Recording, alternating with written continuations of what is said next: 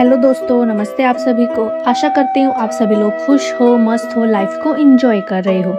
तो जैसे कि पिछले वाली कहानियों में हम आपको कुछ बेसिक सी चीज़ें और कुछ मोरल सी चीज़ें मैं बताती हूँ। उम्मीद करती हूँ आपको वो कहानियाँ पसंद आई होंगी। तो चलो, आज की जो हमारी कहानी है वो दो गिलहरियों की कहानी है। वो दो गिलहरियाँ जैसे कि जो दो बहनें होती हैं, एक बहुत शरारती होती है और एक बहन बहुत समझदार होती है। वैसे ही हम इन दो गिलहरियों में पढ़ेंगे।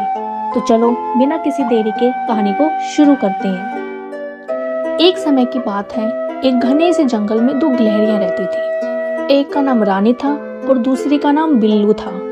रानी बहुत ही ज्यादा समझदार और सीरियस गिलहरी थी, जबकि बिल्लू बहुत ज्यादा चंचल और मस्तीखोर थी। दोनों की दोस्ती बहुत ही ज्यादा गहरी थी, लेकिन उनकी जिंदगी के तरीके एक दूसरे से बहुत ही ज्यादा अलग थे।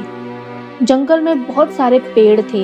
इन पेड़ों पर रहने के लिए रानी और बिल्लू के पास ढेर सारी जगह थी। दोनों ने एक बड़े पेड़ की टहनी पर अपना घर बना लिया। रानी का घर बड़े सुंदर तरीके से सजाया हुआ था, जहाँ हर एक चीज अपनी अपनी जगह पर व्यवस्थित थी। लेकिन बिल्लू का घर थोड़ा अव्यवस्थित था, लेकिन उसमें हमेशा हंसी और खुशी का माहौल रहता था। रानी हमेशा बिल्लू को समझाती थी कि जिंदगी में जिम्मेदारियों को निभाना बहुत जरूरी है। बिल्लू, तुम हमेशा मस्ती में रहती हो, कभी तो कुछ गंभीरता से सोचो। ये जो तुम रोज दिन भर कच्चे फल खाते हो, कभी पकाए हुए फल खाओ ताकि तुम्हारा स्वास्थ्य बेहतर रहे। लेकिन बिल्लू हंसते हुए कहती है, रानी तुम इतनी गंभीर क्यों रहती हो? जिंदगी का तो असली मजा इस पल में है, अभी और आज का। हमें हमेशा खुश रहना चाहिए, यही जिंदगी का असली मतलब है। हालांकि बिल्लू की बातों में कुछ सच्चाई थी, फिर भी रानी को लगता था कि बिल्लू को अपने भविष्य के लिए थोड़ा सोच विचार करना चाहिए।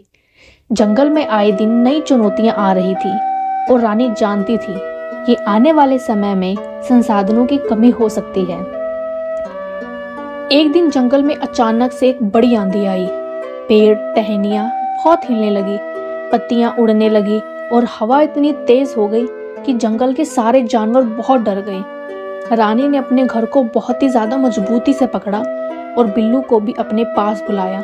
बिल्लू, देखो ये तूफान बहुत खतरनाक है, हमें अपनी सुरक्षा के लिए कुछ उपाय करना होगा।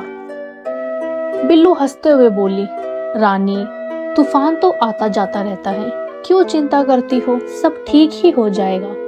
लेकिन रानी ने उसकी बात को अनसुना कर दिया और तुरंत अपने घर के अंदर सभी जरूरी चीजें जमा करने लगी, जैसे सूखे बीज, फल और पानी का भंडारण।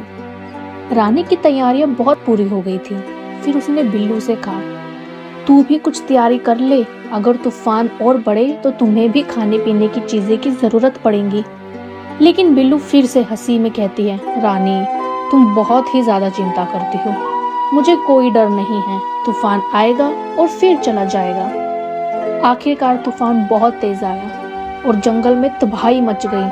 भारी बारिश के साथ साथ तेज हवाएं चलने लगी और बहुत से पेड़ नीचे गिर गए। रानी का घर सुरक्षित रहा क्योंकि उसने अच्छे से मजबूत किया था, लेकिन बिल्लू का घर पूरी तरह से बर्बाद हो गया। बिल्लू को किसी तरह एक टूटे फूटे पेड़ के नीचे छुपना पड़ा। जब तूफान शांत हुआ तो रानी बिल्लू के पास गई। बिल्लू, अब तुम्हें समझ में आ गया ना कि हमें पहले से तैयार रहना चाहिए था। बिल्लू गहरी उदासी में बोली, हाँ रानी, अब मुझे समझ में आया कि जीवन में सिर्फ मस्ती ही नहीं बल्कि जिम्मेदारियां भी होती हैं। रानी ने बिल्लू से कहा, तुम सही हो बिल्लू, हमें मस्ती और जिम्मेदारी दोनों का संतुलन बनाकर जीवन में जीना चाहिए। मैं जानती हूँ कि तुम बहुत अच्छे दिल वाली हो, लेकिन अब तुम्हें समझना होगा कि भविष्य के लिए तैयार रहना भी उतना ही जरूरी है। बिल्लू ने सोचा और फिर रानी की बातों को सही माना। अगले कुछ दिनों में बिल्लू ने अपनी सारी आदतें बदलनी शुरू कर दी। उसने रानी के साथ मिलकर जंगल से सूखे बीज, फल, लकड़ियां जमा करना शुरू कर दिया। अब वह मस्ती के साथ साथ मेहनत भी करने लगी थी।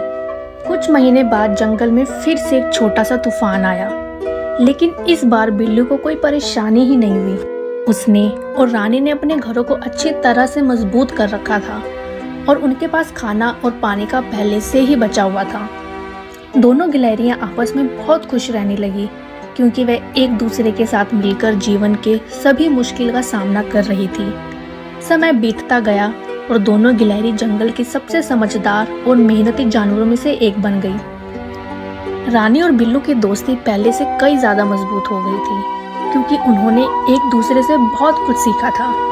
रानी ने बिल्लू को जिम्मेदारी और गंभीरता का महत्व समझाया, जबकि बिल्लू ने रानी को ये सिखाया कि जीवन में मस्ती और खुश रहने का भी बहुत महत्व है।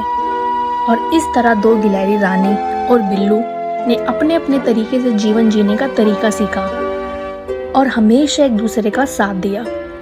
जंगल में उन्हें उदाहरण को देखकर बहुत से जानवर को ये भी समझ में आया कि जीवन में संतुलन होना चाहिए और यही संतुलन उन्हें सच्चे सुख और सफलता की ओर ले जाता है।